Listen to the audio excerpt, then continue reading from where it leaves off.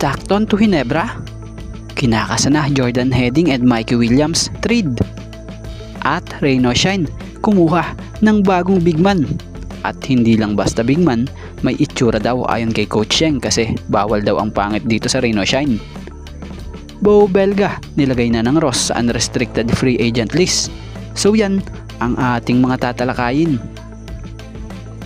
Bo Belga, ang isa sa veterano ng Reno Shine Elasto Painters na nilagay na ng Ross sa unrestricted free agent list. Batay sa report, nilagay ang Reno Shine bigman na ito na si Bo Belga sa UFA list with rights to salary at kanilang ini-activate itong si Nick Demusis.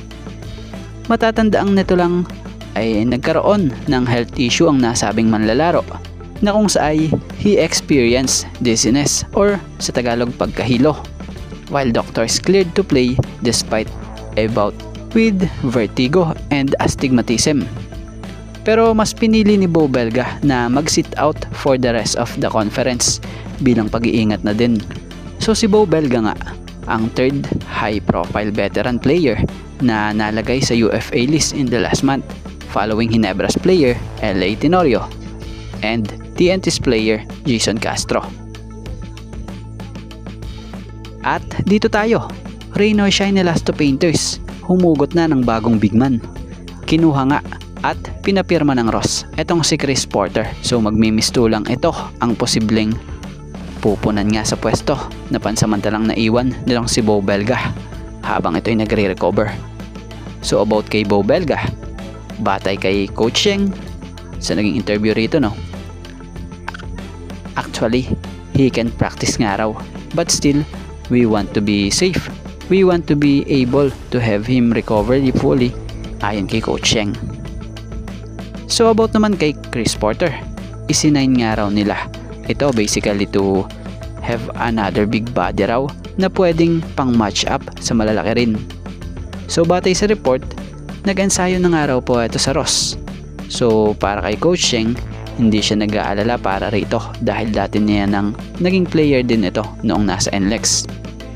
So kilala niya nga raw po or kilala nila ang isa't isa. Kumbaga, nasa madaling salita, alam ni Chris Porter ang sistema ni Coach Sheng. So hindi nga raw ito magkakaroon ng problema sa blending niya sa team. Bukod doon may binitawan nga ring salita si Coach Sheng batay sa pabirang sinabi nito. Gusto niya nga raw or gusto nga raw nila yung may itsura din. Bawal daw ang pangit sa Reno Shine.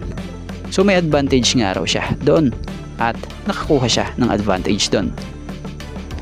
So sa pagdating nga po ni Chris Porter sa Ross, inaasahang makapagbibigay raw ito ng malaking boost para sa team.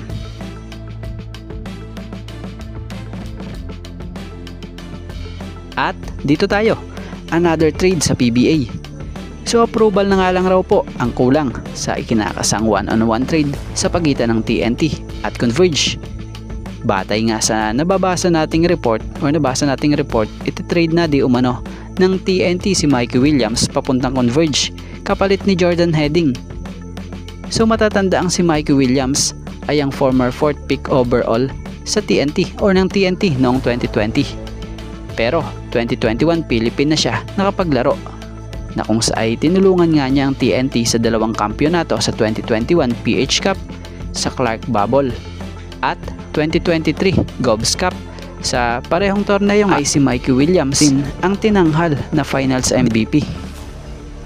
So dumating man ang panahon na ubos pasensya ng TNT sa nasabing manlalaro dulot ng hirap sa pakikipagnegosasyon dito. Pero nananatili pa rin sa TNT ang rights nito. At ito namang first pick overall ng Terra Firma na si Jordan Heading taong 2020 sa Gilas Special Draft nakuha. So sa PBA nakapaglaro lang siya dito nang maitrade sa Converge nitong 2024. At ngayong 2025 49 PBA Philippine Cup ay balitay hinihintay na lamang po ang pag-aproba ng PBA Commissioner's Office sa ikinakasang one-on-one trade sa pagitan ng Converge at TNT. At dito tayo sa mainit na pinag-uusapan ngayon na isang malapala-isipan na post ni Sir Snow Badwa na kung saay batay naman sa naging post ng Inside of the PBA, sinasabi rito na breaking, Alex Stockton tina-target ng Barangay Ginebra makuha. Oh, toot toot. Bro, you're free. Usapan ng dalawang magkaibigan. Di ko na kailangan sabihin kung sino-sino sila. Mahulaan nyo pa. Clue number 1. Yung picture na post ni Sir Snow Badwa ay si John Stockton. Sa mga batang 90s, sabi ng commentator palagi, Stockton to Malone. Clue number 2. Stockton to Malonzo, tandem? O Stockton to Malonzo, trade? Source, Sir Snow Badwa. So speaking of Stockton, isa ito sa pangunahing gwardiya rin ngayon ng Converge na siya nga pong nakapagbibigay sa kanila ng spark, especially pagdating sa opensa. This ongoing conference nga po, he averaged 16.50 points per game, 3.10 rebounds per game, and 2.70 assists per game. So kung yung sinasabi rito na makakatandem di umano ni Jamie, mukhang ang hirap imagine nito. At kung ite-trade naman kapalit ni Jamie Malonzo, itong si Jamie Malonzo, mas mahirap din imaginein lalo ito. Dahil ang Ginebra, crowded na sa guard nga ito eh. Kung tutuusin, may mga reserve pa nga po itong guard eh, na kung sa ay mas kailangan pa nga po nila talaga ngayon eh, hindi guard, kundi big man.